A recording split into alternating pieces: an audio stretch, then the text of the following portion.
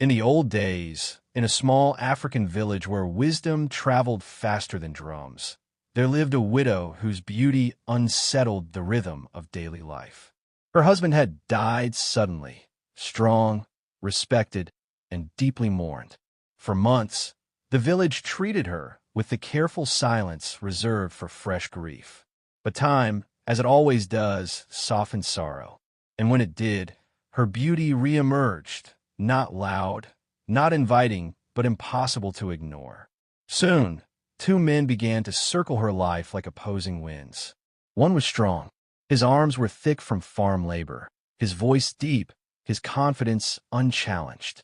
He believed that what a man desired could be taken with enough force, through presence, intimidation, or persistence. The other was smart, not weak but unassuming. His strength lay in patience, observation, and understanding how fear and desire move the human heart. He spoke little and listened much. Where others saw obstacles, he saw patterns. Both men loved the widow, or believed they did. The village saw the rivalry coming long before either man admitted it. Whispers grew. Side glances lingered. Children sensed tension even when words were polite. The strong man began visiting openly, arriving in daylight, bringing gifts, standing tall as if daring the world to challenge him. The smart man watched. He understood something the strong man did not.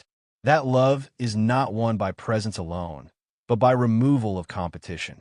He also knew he could not fight. Strength against strength would end badly. And so, instead of confronting the rival, he studied him. He noticed his habits, his confidence, his certainty that nothing unseen could threaten him. Then he studied the widow. He noticed her vulnerability, her lingering grief, the way memory still occupied the corners of her home. And from this understanding, a plan formed, not of violence, but of illusion. One afternoon, while the widow was away at the river, the smart man quietly entered her compound. He moved with the care of someone who respected silence. Inside the house, he lifted the edge of the bed and slipped underneath, lying flat against the earth floor. It was not comfort he sought, but patience. The waiting was long. Dust settled. Night insects sang. Time slowed. Eventually, the strong man arrived. Confident, certain. The house filled with murmured voices and the soft sounds of intimacy, sounds that fade quickly into sleep. The smart man waited. Only when the night grew deep and the house fell into silence did he speak. His voice came low, hollow, as if carried from somewhere beneath the earth. "So, you're grateful that I am dead." The widow froze. The strong man's breath caught in his chest. The voice continued, slow, sorrowful, unmistakably shaped by grief. "I leave this world, and before my body grows cold, another man takes my place." Panic erupted like fire in dry grass. The widow screamed. The strong man leapt from the bed, eyes wild, heart racing. No strength could protect him now, not from spirits, not from curses, not from the wrath of the unseen. They fled through the window without looking back. By morning, the strong man was gone from the village. Some said he traveled far. Others said fear carried him faster than legs ever could.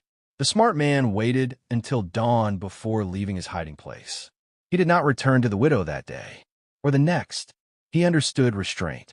When he finally came, days later, he came as comfort, not conquest. As calm, not urgency. He spoke gently. He listened. He allowed her fear to settle, her heart to regain balance.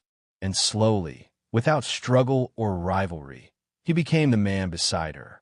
No blows were exchanged. No public victory declared. No strength challenged. Yet he won. The village debated the story for years. Some praised the smart man. Some condemned him. Others shook their heads and said nothing. But the elders, when asked, only smiled. One man fought with his body, they said. The other fought with understanding. And then they added, "A wise man does not chase what he wants. He arranges the world so that what he wants walks toward him." The moral lesson. Power is loud. Wisdom is quiet. The strong man believed force would secure his desire. The smart man understood that fear, timing, and human nature are more powerful than muscles. This is not a story that praises deception, but one that reveals a deeper truth. Effortless victory is rarely accidental. It is often the result of patience, observation, and knowing when not to fight. A wise man does not collide with obstacles. He steps around them, and sometimes, without lifting a hand, he gets exactly what he wants.